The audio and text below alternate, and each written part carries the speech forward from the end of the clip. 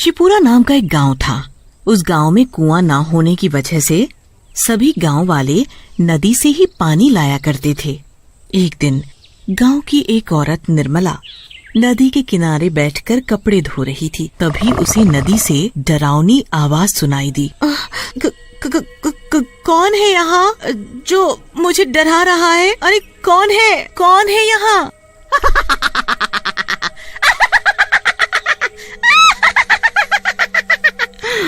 मैं हूँ, मैं।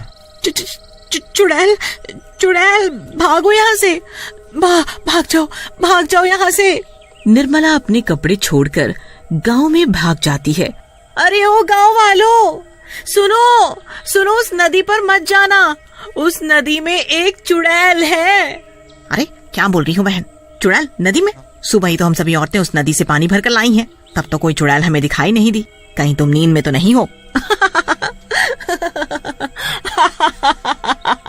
अरे तुम लोगों को मेरी बातों पर यकीन नहीं है ना, तो खुद ही जाकर देख लो।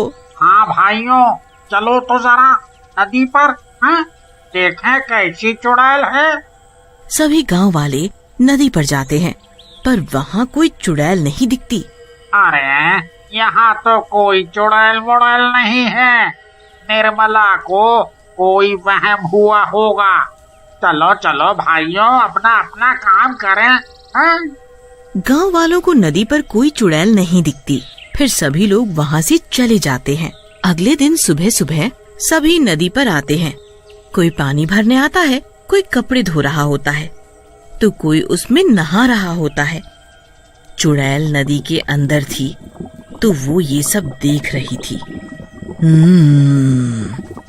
ये सभी गांव वाले फिर नदी पर आ गए।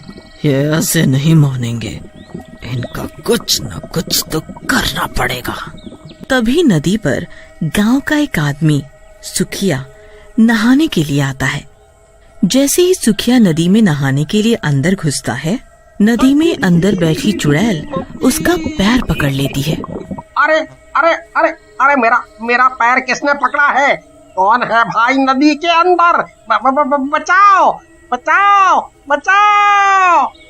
चुड़ैल सुखिया का पैर पकड़कर नदी के अंदर खींच लेती है और फिर सुखिया को नदी के बाहर फेंक देती है। सुखिया बेहोश हो जाता है। गांव के कुछ लोग सुखिया को वहाँ पड़ा देखते हैं।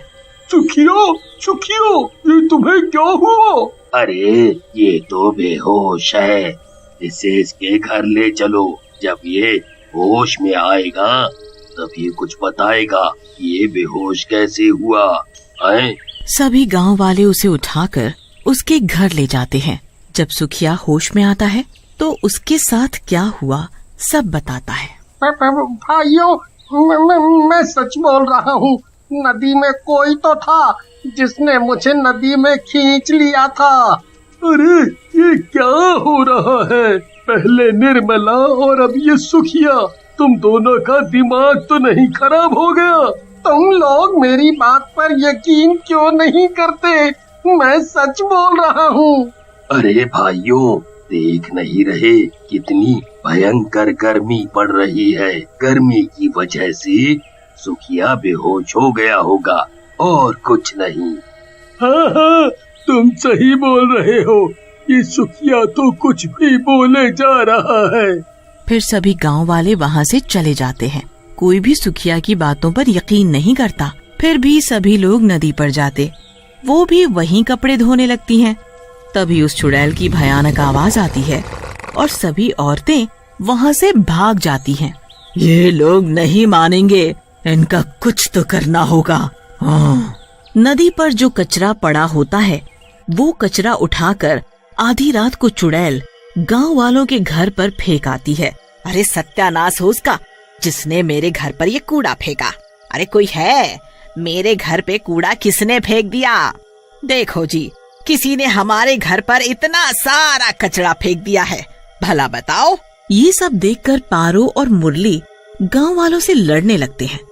वो चुड़ैल फिर से आधी रात को नदी से निकलकर गांव में आती है और अब की नदी से ढेर सारी कीचड़ उठाकर शंकर के घर पर फेंक कर चली जाती है। सुबह होते ही रानी, ये अजीब सी बदबू कहाँ से आ रही है? हाँ जी, बदबू तो मुझे भी आ रही है। ये बदबू शायद बाहर से आ रही हो। दोनों बाहर जाकर देखते हैं तो उनके घर पर ढेर सारी कीचड़ पड़ी होती है। ए, ये कीचड़ किसने डाला मेरे घर पर? इसकी इतनी हिम्मत! ओए, क्या हुआ शंकर भाई, क्यों शोर मचा रहे हो? ए, अरे भाई, जरा यहाँ देखो, किसी ने मेरे घर पर ये कीचड़ डाल दिया है। पता नहीं कौन है वो। अगर पता चल गया ना, छोड़ूंगा नहीं उसे। हाँ। शांत रहो शंकर भाई, किसी ने तुम्हारे साथ मजाक किया होगा। कोई बात नहीं, अभी तो मैं चुप हूँ, पर अगली बार ऐसा कुछ हुआ ना तो उसे छोड़ूंगा नहीं। हाँ। सभी गांव वाले वहाँ से चले जाते हैं। जब रात को सभी गांव वाले सो जाते हैं तो नदी वाली चुड़ैल फिर से गांव में आती है। जब वो चुड़ैल कूड़ा उठाकर लोगों के घरों पर फेंक रही होती है, तभी गांव का एक आदमी किशन लाल अपने घर की खिड़की से उस चुड़ैल को कूड़ा फेंकते हुए देख लेता है। हमारे गांव में चुड़ैल, पर ये चुड़ैल यहाँ क्या कर रही है? अच्छा, अब पता चला, ये चुड़ैल ही थी जो सभी के घरों पर कूड़ा कचरा डाल जाती है। सुबह होते ही ये बात गांव वालों को बतानी पड़ेगी। भूरा के घर पर चुड़ैल कूड़ा डाल कर गई तो वो भूरा सभी गांव वालों से लड़ रहा होता है। हद हो गई अब तो। ये रोज रोज कौन कूड़ा कचरा डाल जाता है? कभी किसी के घर तो कभी किसी के। आज उसने मेरे घर पर कूड़ा डाला। उसकी इतनी हिम्मत, एक बार हाथ लग जाए छोड़ूंगा नहीं उसे। हाँ। किशन लाल ने रात में चुड़ैल को देखा था, तभी वो वहाँ आ जाता है। रुको रुको रुको, तुम सभी लोग लड़ना बंद करो। तुम सभी के घरों पर कूड़ा अपने गांव में किसी ने भी नहीं डाला। ये क्या बोल रहे हो तुम? मेरे घर पर किसी ने भी कूड़ा नहीं फेंका तो किसने फेंका? जल्दी बताओ, जल्दी। हाँ, बताता हूँ।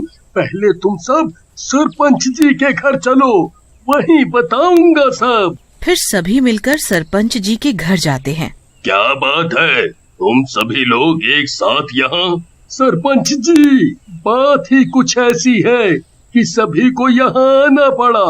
हाँ, बोलो ना। सरपंच जी, हमारे गांव में चुड़ैल है जो उस नदी के अंदर से आई थी। देखा, मैंने सच बोला था ना, उस नदी में चुड़ैल ही थी जिसे मैंने देखा था। इसका मतलब जब मैं नदी में नहाने गया था तो उसी चुड़ैल ने मेरे पैर पकड़े होंगे और मैं बेहोश हो गया था। हाँ, तुम सभी सही हो। उस नदी में एक चुड़ैल रहती है, मैंने खुद उसे देखा है गांव में। गांव में? हमें तो कभी कोई चुड़ैल दिखाई नहीं दी। किशन लाल सभी गांव वालों को बताता है। आधी रात को जब मैं पानी पीने के लिए उठा तो मेरी नजर खिड़की के बाहर गई तो देखा एक चुड़ैल सभी के घरों पर कूड़ा फैला रही थी। और तो और गांव में भी चारों तरफ कूड़ा ही कूड़ा फैला दिया। जब वो कूड़ा फैला कर जाने लगी तो मैंने उसका पीछा किया और वो चुड़ैल नदी के अंदर चली गई। पर मेरी समझ में ये नहीं आ रहा कि वो चुड़ैल ऐसा क्यों कर रही है। अब नदी पर जाना खतरे से खाली नहीं है। सरपंच जी, अगर हम लोग नदी पर नहीं जाएंगे तो पिएंगे क्या? और बाकी घर का सारा काम भी तो पानी से होता है, खाना बनाना, नहाना, कपड़े सभी। हाँ सरपंच जी, शंकर सही बोल रहा है। हमारे घर की औरतें नदी पर कैसे जाएंगी? और तो और पूरे गांव में एक भी कुआं नहीं है। अगर कुआं होता तो इतनी परेशानी नहीं होती। ये तो बहुत बड़ी समस्या है। मैं सोच रहा था कि किसी तांत्रिक बाबा को बुलाया जाए गांव में, वो ही कुछ कर सकते हैं। अब सभी गांव वाले सरपंच की बात मान लेते हैं और सरपंच जी एक तांत्रिक बाबा को बुलाकर सारी बात बताते हैं। अच्छा, इसलिए तुमने मुझे यहाँ बुलाया। तुम चिंता मत करो, हम सब ठीक कर देंगे। अगर चाहते हो कि वो चुड़ैल नदी छोड़कर भाग जाए, उसके लिए हमें गांव के बीचों बीच बैठकर हवन करना पड़ेगा। हवन की सारी तैयारियां हो जाती हैं। तांत्रिक बाबा हवन करने के लिए बैठ जाते हैं और सारे गांव वाले आसपास खड़े होकर देखते हैं। तांत्रिक बाबा मंत्र पढ़ते हैं और अपनी पोटली से भभूत निकालकर पूरे गांव में छिड़क देते हैं। सरपंच जी, वो चुड़ैल अब इस गांव में कभी नहीं आएगी। बाबा, गांव में चुड़ैल नहीं आएगी, पर नदी का क्या? हमारे गांव की सभी औरतें नदी से पानी लाती हैं। तभी चुड़ैल वहाँ आ जाती है। तुम लोग मेरा कुछ नहीं बिगाड़ सकते, मैं बहुत ताकतवर हूँ। इस तांत्रिक को तो मैं फूंक मारकर हवा में उड़ा सकती हूँ। तुम क्यों गांव वालों को परेशान कर रही हो? वो लोग नदी पर जाते हैं पानी भरने, तो तुम उन्हें डरा कर भगा देती हो या फिर उनके घरों पर कूड़ा कचरा डाल देती हो। क्या कूड़ा कचरा मैं करती हूँ? जरा चलो तुम सब नदी पर मेरे साथ। चुड़ैल सभी गांव वालों को अपने साथ नदी पर ले जाती है। देखो, जरा इस नदी को तुम सब देखो। तुम लोगों ने इस नदी की क्या हालत कर दी है। मैं तो आराम से नदी के अंदर सो रही थी, पर तुम सभी गांव वालों ने इस नदी में इतना कचरा फैला दिया, जिसकी वजह से नदी का पानी दूषित हो गया और मुझे नदी के अंदर घुटन महसूस होने लगी, जिसकी वजह से मैं नदी के बाहर आ गई और तुम लोगों को यहाँ से भगा दिया। तुमने हमारी औरतों को पानी नहीं भरने दिया, हम लोग कहाँ जाएं अब पानी भरने? तुम लोग बहुत ही गंदे हो। अपना घर तो साफ रखते हो और सारी गंदगी नदी पर करते हो, तो कोई नहा रहा है उसमें, और तो और उसी में तुम लोग जानवरों को भी नहला रहे हो। फिर उसी पानी को तुम लोग पीने के लिए ले जाते हो। इतना गंदा पानी तुम सभी कैसे पी सकते हो? इसीलिए मैंने सोचा कि तुम लोग ऐसे नहीं मानोगे, तुम सबको सबक सिखाना जरूरी था। तुम सही बोल रही हो, तुमने हमारी आंखें खोल दी। आज के बाद हम सभी लोग नदी पर गंदगी नहीं करेंगे। हाँ, अगर हम सब नदी पर काम करेंगे तो गंदगी तो होगी ही। इसका हल भी मैं बताती हूँ। सरपंच जी, आप गांव में 2-3 कुएं बनवाएं। गांव में कुएं होंगे तो किसी को भी नदी पर आने की जरूरत नहीं होगी। सारा काम घर पर ही हो जाएगा।